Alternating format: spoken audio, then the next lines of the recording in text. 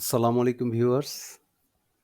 Logical function সিরিজের আজকে আমরা দেখব ইফ প্লাস অর ফাংশন। অরের সাথে ইফকে কিভাবে অ্যাসোসিয়েট করা যায় সেই পদ্ধতিটাই আজকে আমরা শিখব।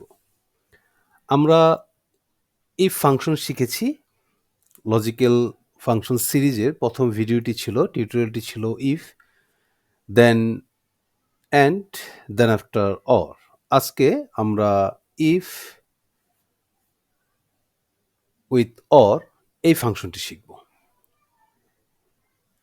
প্রথমে আমি ইকুয়াল টু কল করে অরকে কল করে নিব। লজিক্যাল 1 আমার এই সেল যে ভ্যালুটা আছে সেটা যদি গ্রেটার দেন অর ইকুয়াল 50,000 হয়, অথবা আমার এই cell D3 greater than or equal 60,000 হয়, কমা, অথবা E3 greater than or equal যদি 40,000 হয়, ব্র্যাকেট ক্লোজ। এই তিনটা ক্রাইটেরিয়া যে কোনো একটা যদি হয়, হয় C3 greater than or equal যদি 50,000, অথবা D3 greater than or equal 60,000, or E3 greater than or equal 40,000, যে কোনো একটা ক্রাইটেরিয়া হলেই আমার ট্রু রেজাল্ট চলে আসবে। ওকে, আমরা ট্রু পেলাম। ফিল হ্যান্ডেল করে যখন নিচে নামাবো আমরা তিনটা জায়গায় ফলস পাচ্ছি। তার কারণ হলো আমার এখানে 50,000 মিট করেনি, এখানে 60,000 মিট করেনি, এখানে 40,000 মিট করেনি, ইভেন কি তার বেশিও ভ্যালু নেই।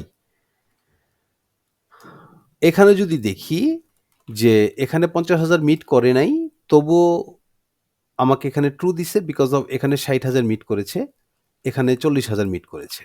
ওকে, এখন আমি ট্রু ফলস চাচ্ছি না, আমি চাচ্ছি যদি এটা ট্রু হয়, যদি ক্রাইটেরিয়া মিট করে তাহলে ওকে,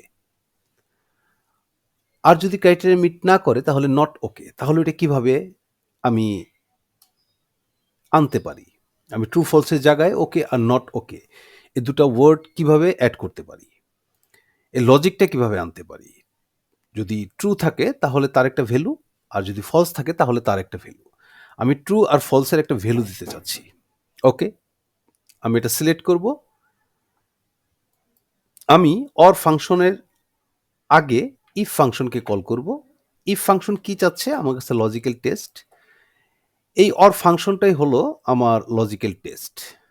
ওকে, যেখান থেকে আমি ট্রু পাচ্ছি।